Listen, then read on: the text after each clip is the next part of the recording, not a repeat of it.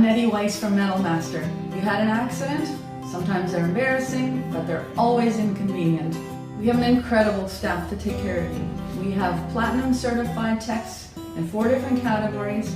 We are certified as a gold class accredited shop. If you've made a claim already, perfect. Call us with your claim number. If you need a claim opened, give us a call. We'll walk you through it. Sometimes you can get a little nervous dealing with MPI. We'll help you out. From Metalmaster Auto Body, we'll straighten it out. We're back here in the Tavern United on Pembina Highway, Canadians' destination, ASTV Sports Show with Theo. Just to let you know that some of the games for the Team Zacharias team will be on ASTV later on throughout the season. So we'll have some of their great action, their wonderful haulers, and some of their victories, we hope, as the season progresses. Joining me now is the head coach of the Winnipeg Ice AAA female hockey team. That's right. Say that 5 times fast. Eugene Kaminsky. I love the uni. I love the logo. How are we doing this evening? Doing great. We've had a great weekend, so I'm in a good mood right now. Absolutely. You guys went 3-0-1 this past weekend. That's correct. And we'll get to some of the players later on. A little bit about yourself, Eugene, if you don't mind me asking. You have a bit of a background and a bit of history with high school hockey and women's program, starting at Shaftesbury, correct, and then transferring the boys team to the men's team or the females team. How does that represent your background and accolades to be that great role model for some of these players? Yeah, I started at Shaftesbury, and we had the boys' high school team that we coached there for a long time. And then about 2012, I switched over to Shaftesbury. They had the prep female hockey team that went there. And we had that for 4 years, and it was very successful. We had a lot of success with a lot of girls going on to play college and at USA and Canadian schools.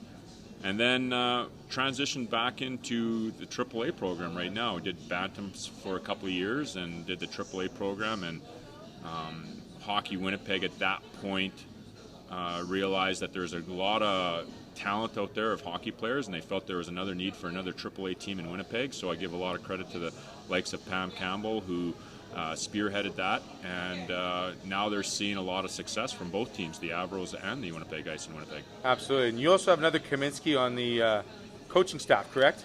Yeah, that's my daughter. She's got a bit of a history as well when it comes through playing in the college ranks and being a great resource and a role model for these females coming through high school. It's really important to have that mentor and role model that the girls can see that they've seen success from someone right firsthand. And she won an SO Cup with Pembina Valley in 2012. So she's been there, and she's going to be able to give a lot of those girls experience. And she's even given me some opportunities to learn from that, because she knows what went behind the scenes for their AAA team to be successful. And then obviously she went on to play Division I hockey in New York at Union College. And so she brings that to the table, and she's a great resource for the girls. They can ask her questions about what it takes to be ready for the games, not just on the ice or in practices, but what you need to do before that and that mindset. And so, yeah, she's a huge resource, and I'm very proud to have her on the bench with me. And it's great being able to have those same victories. Sometimes we don't see eye to eye all the time, but, you know, it seems to be working out right now. Family turmoil is okay as long as it's competitive and it works to the advantage of the players. I'm okay with it, right? Oh, absolutely, and it works out for the players, and sometimes not so much for our other assistant coach, Nicole Leslie, because she sometimes has to break the tie, and she's reluctant to do so at times. Unfortunately, she has to be put in the middle, but that's okay. Let's talk about this past week. It was a preseason weekend showcase. Central Plains had their. They've done this for many years now, where they have a showcase weekend where they bring in a lot of teams, and college scouts come in to watch the teams, and it's a great opportunity for the beginning of the season to get your legs going, because we only had one exhibition game prior to this, and our practices. So to be able to play against some really good teams is really important early on, to get your feet wet, and for us as coaches to see what we have and see what we need to do. So we changed things around quite a bit during this weekend, and saw some success in some things and saw some success that didn't work out. So no, it was a good weekend for us. We were very successful. There's always going to be chalk talk throughout the season, correct? And you always got improvements to happen. So let's talk about putting together this roster. A lot of people may not be familiar with how the AAA program gets their rosters put together. Can you explain a little bit how that works? So the basic premise last spring, late May, early June, they have a tryout for the city, and those are all the city players that want to play for AAA. And between myself, Winnipeg Ice, and Ashley at the Avros, our coaching staffs will get down and we'll basically draft players. Now, we get to keep the players that we had last year, and then we just select the new players and based on the draft. So last year, because Avros finished first and we finished fourth, they were the higher seed, so we got to pick first, and then it just alternated back and forth. And so that's the basic premise. So it's good that you get to keep your last year players as a bit of like a veteranship for the rookies or for the added players. One of those players last year was Rookie of the Year. Yeah. And Jay is her nickname, Julia Bird. Yeah, I call her Jules sometimes. You call her Jules? Okay, she has another nickname too. She had 55 points last year. Fantastic year as a rookie. I'll be honest with you, I forgot that number, but it's amazing what I saw from what she was able to do last year. And those points, a majority of those points came on the back 3/4 of the season, because when we started our first 7 games, we only had 1 win. We weren't being very successful, and a lot of our players weren't getting a lot of points. But Julia, to her credit, I knew she was talented, but I don't think I recognized or believed that she would be that able to score that much in that season. She had great line mates with Kate Stewart and Reagan Udall, and that line was a dominant line throughout the AAA season last year. But she finished, I think, 3rd in scoring for someone who's in her first year in grade 10, which is a remarkable feat. Remarkable in her case. And she set her bar very high, and she's looking to try to improve upon that. I don't know if she can, but she's looking to do that. A great second-year player to have in the organization for sure, and the role model being, like you said, now she's in her junior year, grade 11, right? So she still has 1 more year to play perhaps afterwards if she wants absolutely. to. So I hope she does play after that, because if she doesn't, we might be in trouble. Jules, Eugene's saying we got to get you for 2 more years. Just letting you know if you're watching. Let's talk about another veteran in Lizzy Liz Coleman. She takes the back end, and she's the dominant defenseman, correct? Yeah. Her and Sid Bird, they were our shutdown pairing last year. Yeah. The interesting thing about Liz was when she first tried out in grade 10, and they only had the Avros at that point, she was not selected by the Avros at that point, and she wasn't selected by any AAA at that point. So in her grade 10 years, she played AA hockey. And so when the Ice came in, we recognized and we wanted her on our team, so we selected her as one of the players on our team. And her development was really quick, that we could see that she was growing. And along with Sid Bird, they became a very dominant pairing in the whole AAA league. And Lizzy has just gotten better. And I watched this week, and the things that she was doing to evade and create her own space, help out players by making the right play, right decision, right pass. She's that type of player that makes other players better. She makes you look good. And having a plus-minus at plus 24 last year, leading the team, showing her valiant efforts, being recognized on the ice with her defense partners, truly remarkable, especially with the amount of turmoil you had at the beginning of last season. Yep. And how well you finishing 4th. Absolutely. And Liz, again, it's a remarkable story. This is a girl that wasn't selected for any AAA team in grade 10, and now she's playing for the provincial U18 team. Yeah. And Julia as well. Yes. Absolutely. That's incredible, and that's a huge credit to Liz and the hard work that she puts in on the ice, and many of them do on that team. And I'll be honest with you, it makes our lives a lot easier as a coaching staff with the players that we have. Sometimes it's a matter of just opening the gate and letting them go. We don't have to do any thinking, which sometimes is very beneficial for me. Sure. But they work so hard. We're successful that way, and they feed off each other that way. They see the likes of Liz, Sid, Julia, and many other girls on our team that are working hard. They have no choice but to work hard, or they get left behind. Yeah. So 3-0-1, 20 goals for, 4 against only throughout the weekend. Pretty remarkable stuff. Very proud of that. What have you liked so far in that showcase weekend from the ice? You know what? I was really interested to see, because we got a couple of new players in our program, Juliana Duma and Lexi Woodward, that came in. And I was interested to see how they were going to fit in, because they're very talented individuals. And I was very happy to see that they were able to produce like we were hoping they were able to do. We had our goalie, Rylan Loepke, who's new to our program this year. I had her when I coached the Bantam team for the AA Twins, and we won provincials that year. So I knew what she brought to the table, but I wasn't too sure if she was going to be able to play. I know she played AAA last year with Interlake. But she showed that she's just a remarkable goalie that we're very excited to have in our program. But I think overall is that what I really enjoyed about this weekend is our team, every shift they battled and they worked hard. There was no letdown. And it wasn't like we were trying to run up the score or anything, but I didn't want them to get any bad habits. And I says, we go hard, and they did.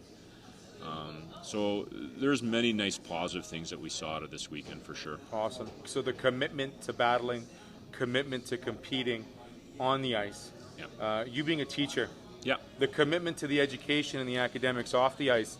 I mean, I look at this roster and I see players from Bruns, I see players from St. Mary's, I see players from outside of Winnipeg as well, making the efforts to play in the city here.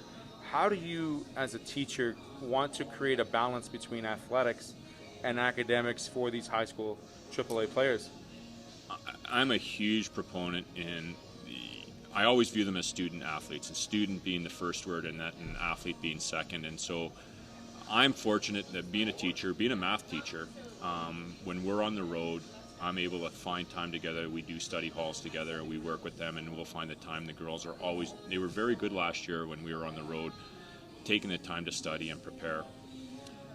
And I recognize there's a huge time commitment on their part. Like, they have hockey, they have school life, they have their academics, and they have to have a social life. And I feel it's really important as coaches of whatever sport you're doing, you have to find a way to help them balance that. If you make them focus on one aspect of that, just the hockey, I don't think you're going to make an all-around player or an all-around person for that matter. I think parents appreciate that. I respect the family, I respect the school. I say to the girls, if you have to miss for any of those reasons, I'm okay with that. Those are your priorities. Okay. And then after that, we can have a discussion. So we have those discussions throughout the year. Who makes the schedule? Is it you, the head coach, that makes the schedule for the players on and off the ice? I mean, there's off-ice training, there's on-ice training, there's different bonding programs, and I mean, like, not bonding in that way, but like bonding techniques and chemistry building activities for the players. How are you able to balance that schedule, knowing that these players are being pulled in 4 or 5 different directions every day? It's hard, and there are no doubt, I know, even the dry line, they have a dry line tomorrow, and throughout the year they're going to miss because some will have to have a test, and some of these girls are working as well. I find priorities on certain things, and I don't want to say I'm more flexible early on in the season, but I'm more accommodating in the sense that if they have to miss a practice, they have to miss a dry line because of work, because of school, I'm okay with that. The girls know from last year that when we get closer to playoffs, then you got to clear your slate. Okay, you got to give me that full month of time commitment. We need that because the season's a long season. Like, so we started late August, and the hope is that we will go into March. That's a long time. That's playoffs, right? And that's playoffs. How many games are we playing in a regular season then? We have 28 regular season games, and so we're roughly playing 1 to 2 games a week. Yeah. Typically on the weekends. So again, you're a Friday night, Saturday type game, or a Saturday, Sunday type game, and if we're on the road doing a game in Hartney, and then we have to stay overnight, so we have to go play in Shoal Lake the next day. So that's a 2 days commitment on their part. Yeah. So they have to sacrifice that, which is, for me, I find remarkable that a lot of these kids and families are prepared to make that sacrifice. And so I have to be understanding to that. Our coaching staff has to be understanding of that because they're giving up a lot of their teenage life so they can play competitive hockey. Right on. So the regular season is fairly substantial. Is there outside games as well and showcases done throughout the year as well? Yeah, we have quite a few tournaments. We'll be going to Ontario twice this year, in Brampton and at Etobicoke, to play in events down there. Again, those are opportunities to showcase some of the girls to a lot of the Canadian colleges.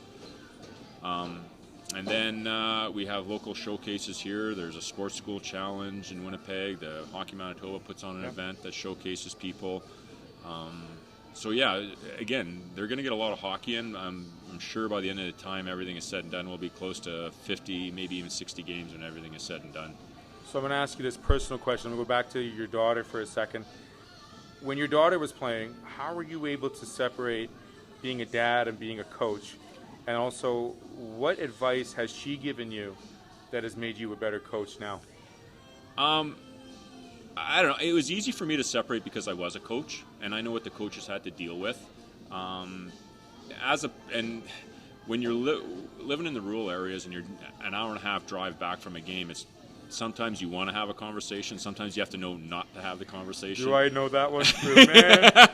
You know when it's a quiet truck ride home, you're waiting for that bomb to get unleashed, or you're waiting to say, okay, good job, good game. Well, and that's part of it. Yep. And being a teacher and understanding, I'm a high school teacher, so I understand the adolescence to that aspect. And I know Jess is pretty good. I could read her pretty well. She wasn't much of a talker or that. Like, she wanted to play her game, and she definitely didn't want any advice from me.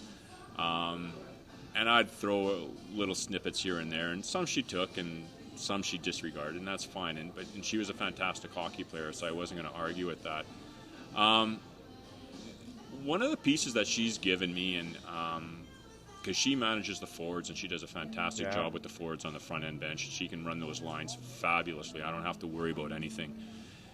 She brought some of the college experience, and we're still between the two of us still balancing that a little bit, because I'm trying to explain to her this is not college, where sometimes that she would say, like, we should just, play these girls, and I'm a big proponent of we got to play everybody, and we're not going to make a lot of those changes until we get close to playoffs.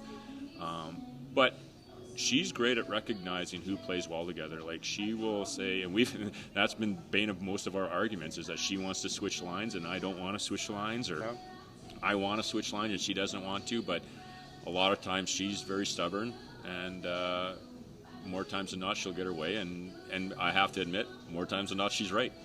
As a hockey coach as well, I've always had that difficulty telling parents and other players who's playing, who's not playing, and balancing ice time. And I've always said it, when a push comes to shove, you never know what situation's going to happen when you need that third line out there, or you need that first line to get going. You got to learn those situations throughout the regular season to make sure that you're ready for those situations to happen. And if everybody's ready to go, then you know what? You have no worries about who's stepping out on the ice next. And some parents would get it, some players would get it. Well, I've been on both sides of the glass. Right. So, and as you probably are aware as well, is that you see what's going on, and I understand that these are still kids. They're 15, 16, 17, and soon to be 18-year-old people. They have families. They want to make their parents proud of them, and they want to have those opportunities. And that's part of what we do. As long as it's AAA and it's highly competitive, I'm very fortunate with this team. Like you said, you mentioned first, second, third line. We really don't go down that road too much, because all three lines we have, all three pairings we have been very effective for us. And each one is different in its own way, which makes it difficult for other teams to coach against, because we don't have one style or system. We don't play with a system. We just play hard. Okay. So awesome. Well, that's great news, Eugene. I want to thank you very much for joining us. Regular season starts when for the Ice? This coming Saturday. We're at home opening up against Yellowhead. So where is the home rink for the Ice too now? At the Iceplex. So it's the Iceplex. Okay, so Yellowhead versus the Ice this Saturday. Do you have a time? I'm putting you on the spot. I looked the day before, but I'm pretty sure it's a 7 o'clock start. 7 o'clock start. Mfmhl, Manitoba Female Midget Hockey League. Check out the website. Google it if you need to find out the scores, the standings, the stats. I want to thank you very much, Eugene, for shedding some light on this. This is awesome. I want to thank you guys for showing a lot of interest in the league and interest in the team. So thank you very much. Right on. You know what? Female hockey is definitely on the rise. Oh, it is. And the sportsmanship and the camaraderie that is built amongst the student-athlete body here, both females and males now, is extremely impressive. And it only goes to show what they've done on the ice in their professional years as well. So, Eugene, I want to thank you very much again. This has been Theo with ASTV. We'll be right back.